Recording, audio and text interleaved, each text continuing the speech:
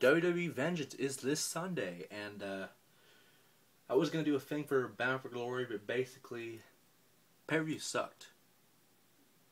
It was good in some parts, but overall it sucked. If you want to watch it, go find the review. Go find a review or something, or go find a fucking replay stream. I'm not going to talk about it. Fuck that pay-per-view. What we are to talk about, though, is Bound for Glory. Now, there are 3 new matches. Actually, I think there's 4. Yeah, there's 4. I just want to have a side note. I'll do this one first. It does say that the WWE Tag Team titles are on the line. It is Air Boom versus Jack Dolph, whatever the fuck you want to call them. But due to some inside sources, due to the fact that Evan Bourne suffered a stinger last week taking the high gut-wrench powerbomb, which you'll probably see on SmackDown, and you'll probably see maybe last week or something like that. That's why he wasn't in the. That's why Evan was not in the match SmackDown last week. If that is the case, then the sources are telling me that Zack Ryder will have a pay-per-view match. Yes, you have heard me right. The Internet Champion, Zack Ryder, Long Island Lights IC, will have a pay-per-view match at Vengeance. Now, who's his opponent, you may ask? Well, since Jack Swagger might not be in the match for the tag match either, they have decided it will be Zack Ryder versus Dolph Ziggler for the United States Championship on pay-per-view.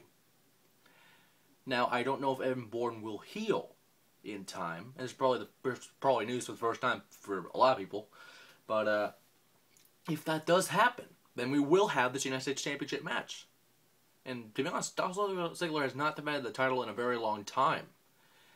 Since actually against Dolph Ziggler, ironically. I mean, against Zack Ryder, ironically, excuse me. But the fact that they will have this match on pay-per-view is amazing. Ryder is barely on TV, let alone pay-per-view. So this is a treat just for the hell of it. If you want to buy this shit or go on a stream, go for it. Just for the hell of it. It's fucking Zack Ryder.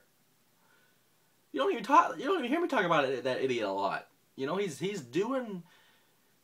really turned his career around, and I honestly want him to become United States champion. So he'll technically be a double champion.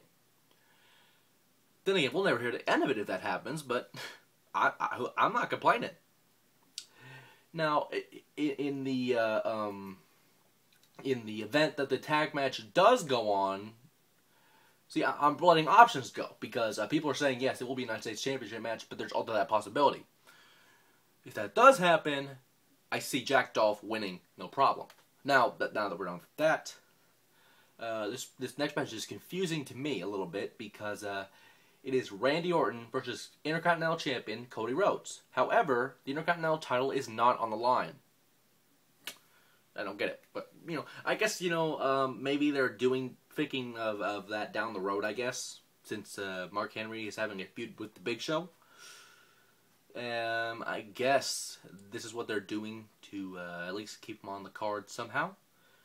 And so far, I mean, it's an amazing feud. Don't get me wrong, but I honestly would have wanted the Intercontinental title to be on the line. But I guess you can't really have every title on the line, I guess, because of basically the 30-day belt rule, which means, for people that don't know, champion has 30 days to defend the title. So I guess he doesn't have to do it now. But I would have actually liked it if it was on the line. But regardless,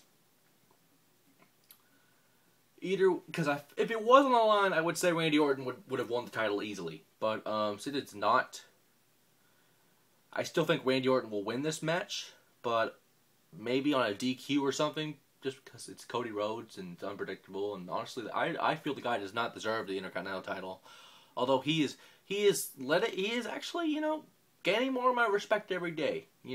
He brought the classic Intercontinental title last pay-per-view at Hell in a Cell. And I honestly love seeing things like that in the wrestling world. But, at the end of the day, I don't think Cody will win. It's just, Randy Orton is a bigger star, and if it was a different day and age when they were pretty much in their prime, still kind of give the edge there, but, Cody might surprise me. I don't know. Yeah. But the next match, and it's probably the last new match, I guess, is Beth Phoenix versus Eve. for the Divas title. I am happy that Kelly is finally out of the title picture. She does not deserve it. She's a fucking little bitch. Learn to wrestle. You're the female version of John Cena. We're people that can actually wrestle and are given TV time like Beth Phoenix, like Natalya, and like Eve Torres, who specializes in jiu-jitsu and all kinds of martial arts, which is part of wrestling if you don't actually know that, because if you think about it, MMA, submissions, basically the same shit. And Eve actually has credibility. She is a former 2-time Divas champion. Now, this is a totally different match. I don't know how long Beth Phoenix's reign will be, but if she was to lose it to any diva, I would say against Eve, because Eve is actually a hell of an athlete. Eve is actually a good wrestler, unlike Kelly. But if it were, I mean, hell, if it was a Maurice or someone that actually deserved it, I would say the same thing. Anyone but Kelly at this point deserves that belt. And I really wish they could bring the women's title back. But, you know, even though I think Eve will win, I don't think it'll happen. I think that the Glamazon will somehow prevail. It's going to be hard because Eve's a little heavier. So it'll be a little harder to get her up for the Glam Slam. Just putting that out there. Now, the final match is, which was the first one we covered, I think, and the last time we did these, was Alberto Del Rio versus John Cena. Since tables were in Mexico, and by the way, Mexico is a beautiful place. I've been there several times, and you know, Mexico City just tops it all off. And there was a tag match, Cole and Del Rio versus JR and John Cena. It was a funny ending, though. Cole takes the FU, and JR puts an ankle lock on Cole. Now, the winner of that match got to choose a stipulation for the title match this Sunday. And it's last man standing. Now, I know what you're thinking. Super Cena will win. That's what all the little kids in fucking March are saying. Normally, you're right.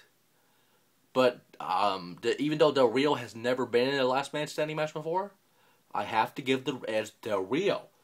Especially since he has Ricardo Rodriguez in his corner. Ricardo could basically interfere with a fucking chair and knock Cena out for all I care. Basically, Del Rio will win this match and retain the title. Now, there was something I was going to go into, but I'll save that for another time. In fact, I might do it right after this. Maybe tomorrow. Who cares? Because it's really important, and I love the fact that WWE actually did this. You probably know about it already, but we'll cover it later. But for now, vengeance is this Sunday.